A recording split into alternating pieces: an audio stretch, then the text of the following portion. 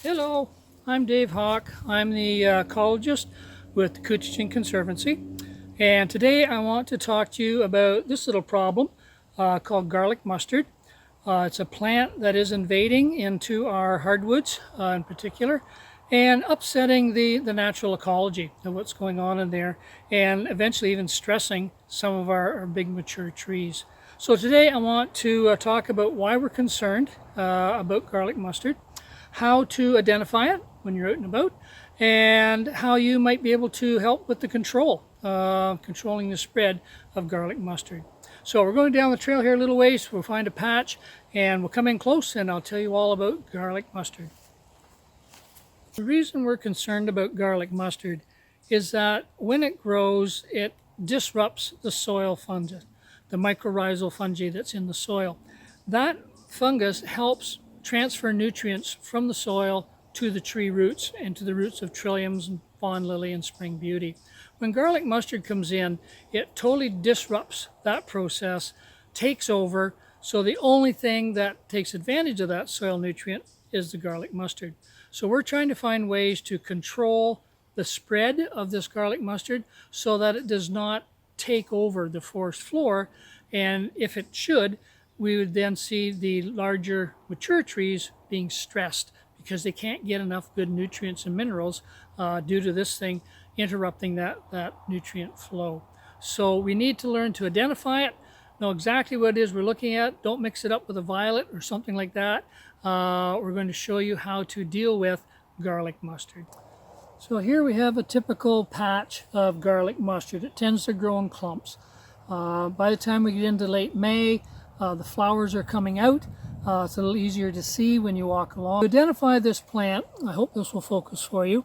It has 4 white petals.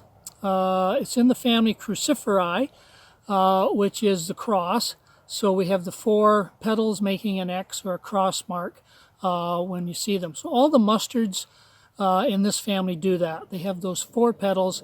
So garlic mustard, that's one of the ways to tell it, is the 4 petals. The leaves tend to be kidney-shaped with quite a wavy margin to them when they're an adult plant. The smaller leaves are more just a rounder kidney shape to them. Shaped leaves.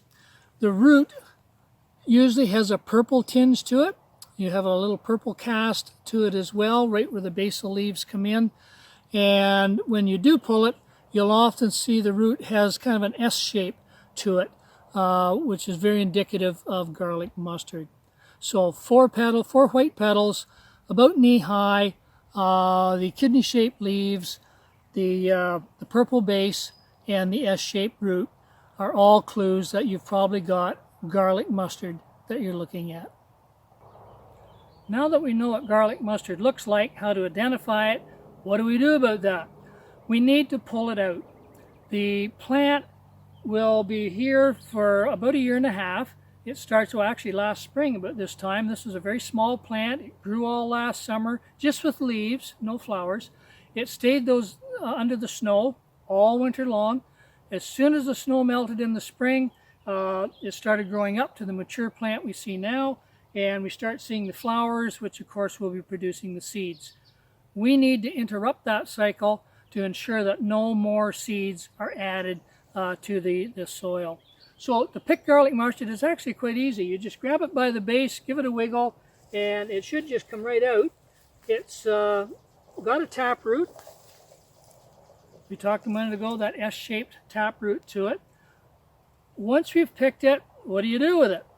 Well, once the flowers are out, it's best if you actually put it in a garbage bag and put it in the garbage. Don't put it in the compost at home or in a municipal composting. It doesn't get hot enough to kill the seeds. So it has to go in the dump, or on a couple of our properties, we actually have compost bins on the site that you can put your garlic mustard as you pull it. So it's just a matter of going through the patch and just do a little bit of a wiggle and out it comes.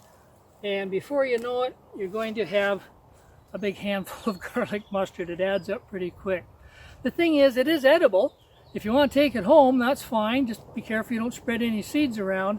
but you can make a pesto sauce out of the leaves, and the roots you can actually treat it like a horseradish. You can mix with vinegar and such and make a horseradish out of the roots.